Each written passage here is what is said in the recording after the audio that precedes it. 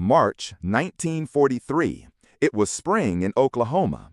Jacob Millbrook was hungry Vourdalak, a Russian vampire ghoul.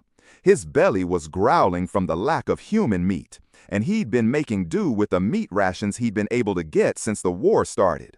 Like the rest of his family spread across Oklahoma, he had to be careful who and when he ate.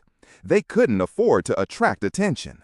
Jacob was a captain in the guards for the McAlford prison camp outside of Stringtown, Oklahoma. He worked the midday shift, which gave him time to watch and pick out his next meal, which he had done recently. A nice juicy German POW by the name of Fritz Buller, who make many late-night trips to the latrine. Jacob had been watching him for weeks. Tonight he was going to eat. Jacob chose to hide in one of the storehouses where food was kept for the POWs. It was separate on the inside of the POW side of the fence. They received the same rations as the Army enlisted men did at the time. Jacob waited till full dark, which seemed to take forever in Oklahoma in the springtime because of the daylight still around so late in the day. He was relieved when he could walk over unnoticed to the latrines to wait for Fritz. It didn't take long for Fritz to show. Jacob was well hidden. He waited for Fritz to come back out and caught him from behind. One hand was over his mouth, the other was around a man's midsection. Jacob drug Fritz behind the latrines with a strength that Fritz had not known existed in this world and could not fight.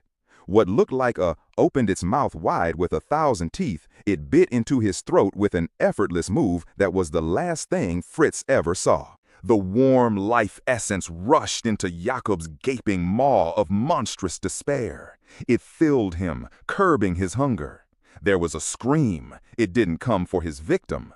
Jacob released his dying victim, realizing he'd been spotted.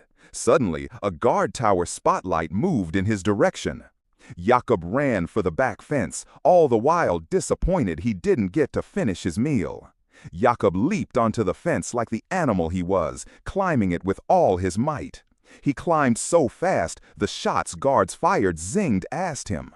He flung himself over the top, cutting up his hands with a razor wire. It would heal before his next shift. Jeeps, men, and guns gathered to look for the creature, only to find no trace, and it was gone. The next day, Jacob came in, good as new. No one suspected it was him. But to find they were adding electricity to the fence, per the base commander. This was going to make it harder to get a meal for poor, starving Jacob Millbrook.